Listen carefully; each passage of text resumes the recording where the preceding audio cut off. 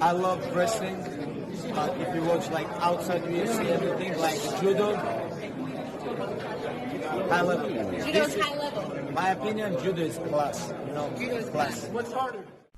Hi, this is Shadi, and in this video I'm gonna be taking on Khabib, the Eagle Nurmagomedov, and see what kind of judo moves he does in the octagon. For those of you who don't know, Khabib Nurmagomedov is a very much accomplished MMA fighter with a record of 28-0. He will no doubt go down in history as one of the greatest of all time. He is skilled in judo, wrestling, and sambo, and we're gonna see how he uses his judo in the octagon. We all know that his foundation or his main go-to is wrestling in the octagon, but when things fail in the big wrestling takedowns, I've noticed that he would complement it or supplement it with judo subtle takedowns. And in this video we're gonna be taking a look at the obvious and the very much subtle, and discuss the etymology and the techniques behind his takedown system. So we're gonna start with the very much obvious ones, and that is the uranage. Uranage is pretty much a staple in both judo and wrestling, and it means the rear throw. And in judo, in the IJF, the Russians are very particularly skilled in the uranage, as you can see here. Much strength, leverage, and brilliant technique overall by Khabib. Now, uranage means backward throw. It can be either the opponent facing you on the side, it can be the opponent facing you, giving you their back, and it can be the opponent giving you their front, which makes it in wrestling terms belly to belly suplex. Let's look at it from the judo context. Here, from a strike in the kata, the opponent kind of gives his side or his ribs and you just throw backwards. Uranage. It can also be used as a counter. Particularly the Russians and the Georgians in judo use it as a counter pretty much all the time. With sheer strength and good technique, they have mastered it and kind of made it their specialty. Uranage, as I've mentioned, it can also be like a belly to belly suplex, because you're still technically throwing backwards. So it's a belly to belly side, and also someone giving you their full back in case you are countering them. So the first one is the obvious one, and that is the suplex. Here, let's look at it again, kind of giving him his side, similar to like the kata variation of the uranage. The second one, also a very obvious one, and that is the morotegari, or the shooting on the legs, whether it is single or double.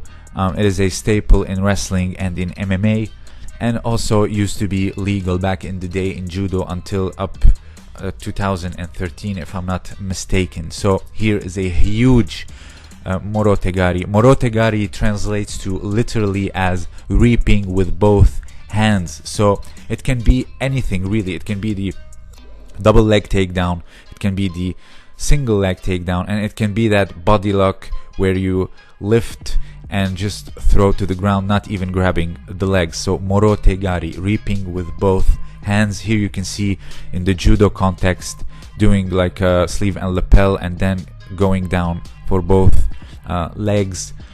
Here you can see it from a seoinage, flinch or feint, and then twisting, repositioning, and going for the double leg takedown, the morotegari. So again, these are moves that were highly pronounced and very highly important in judo and wrestling. As he said, judo is class. Here you can see the rotation done to the other side after seoinage, and finished with a double leg takedown.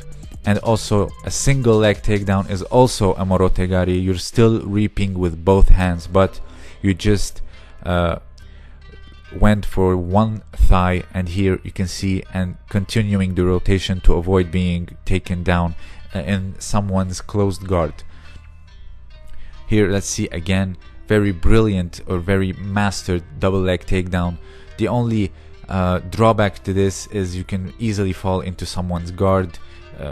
In the case of Tony Ferguson, it can be very dangerous, and also you can get like Ben Askren, a knee to the face. So the second is here. It's a very detailed takedown. There's a lot here going on that you might have missed. He went for a kochigari and went for a kosoto gake in the end.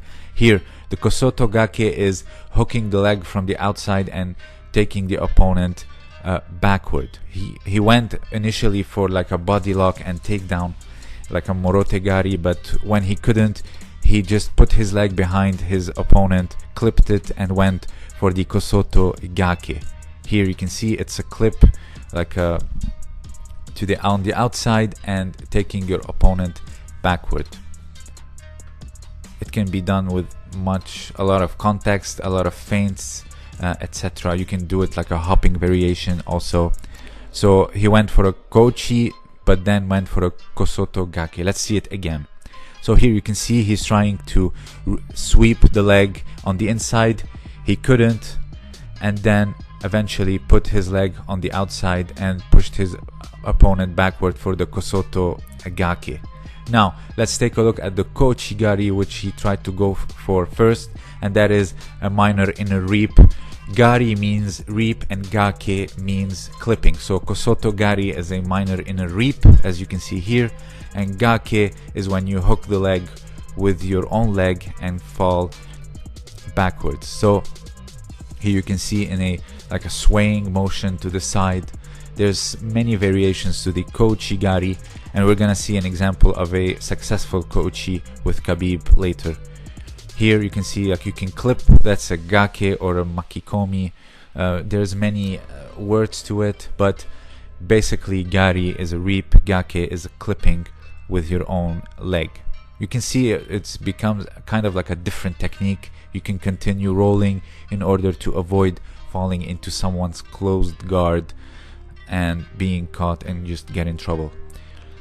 Here now let's take a look at it again now that we've seen the technique. Here he tries to go for a kochi gake, could not, and then just go for a single. Against Al Iaquinta, he did a very successful kochi gake. There you can see it. He clipped the leg. He didn't just reap it on the level of the ankle, but he clipped it, so it's technically a kochi gake. He supplements his wrestling with judo takedown in case he could not get the full one. Here, this one is a very also subtle one, and it can get people confused. This is an ashiguruma. People might mistake it for haraigoshi or osotogari, but it's an ashiguruma. Ashiguruma is when the opponent falls on their side. You hook the leg and make them fall on their side. Osotogari, you reap the leg and make them fall backwards. In haraigoshi, you lift with your hips, sweep with the leg, and make them fall forward. So this is an ashiguruma that Khabib went for. Again, there's so much subtleties and intricacies in judo takedowns that one has to be well versed in them, and here I try to show them to you and try to explain as much as I can. Here it's an ukigoshi, floating hips, not an ogoshi like very big hips where you bend your knees down and just lift your hips up. This is an ukigoshi. Jigoro Kano, the founder of judo's favorite technique, where you basically roll someone on your hips and go for a takedown. Here is a brilliant example by Neil Adams. Just put your hips and roll your opponent on your hips, and there you can easily go down inside control and finish the fight. Again, in judo context, you don't have to bend the knees, you just have to roll your opponent on your hips and down for the ippon. So I've talked about this technique and the variations of it in Jigoro Kano's special technique. Here's another example. You just roll someone on their hips, and you can use a little bit of a drive with your legs in order to get the ippon. So again, as I've mentioned, there is so much stuff that are obvious in Khabib's judo, like the morotegari, the uranage, which are staples in wrestling, and there are all these subtleties. Here it's an ochigari, a major inner reap, again a big move in judo. Here we can see it in the judo context. Basically translates to major inner reap. You hook the leg and you kind of like draw an O shape with your leg as you reap away, and you kind of you use the sleeve and the lapel to push down and forward. And again, there are drawbacks in this in the MMA context, as you can fall in the closed guard of your opponent, but luckily in MMA you have ground and pound. You can hammer away even if you are in someone's guard. So it has its drawbacks and how do you say, positives and negatives. You can surprise someone with the inner reaps. This is what's so good about judo takedowns in MMA. There are many variations to it. Here you can bring someone to you and then reap away as they are trying to retreat. You can also grab the leg, which is illegal nowadays in judo, but it's still pretty much legal in MMA. So here you can do like a hopping variation of the ouchigari. Again, these techniques have so much variations to them, make them very versatile in whatever situation you are in. Here you can grab the leg, reap it, and do an ouchigari with the other. So it's important to see them in judo context and how they translate into MMA with Khabib. Here, let's see it again. He has like a body clinch because there's no sleeve and lapel, and then goes in with the hips square, not squared, like a perpendicular, and reaps away and turns, drawing a big O. Here's Khabib in Paris Saint-Germain club doing the ouchigari. So you can see that judo has a big influence in his arsenal of techniques in MMA. So I hope you enjoyed this little breakdown. There's also the submissions that he does in order to finish off his opponents. For example, the Hadaka Jime, or the rear naked choke with its variations like Connor and Poirier, and there's also the Kimura he used. But you really don't need me on this one because they're very obvious. Anyone who's just a beginner in BJJ or knows a bit of judo knows these techniques, so you really don't need me on this one. But when it came to the takedowns, there are a lot of subtleties, and I felt that they can be talked about and discussed and explained. So if you enjoyed this video, let me know down below. Click the like button if you learned a thing or two. If you have anything else to add, please, the comment section is wide open. This was Shadi, and thank you for listening.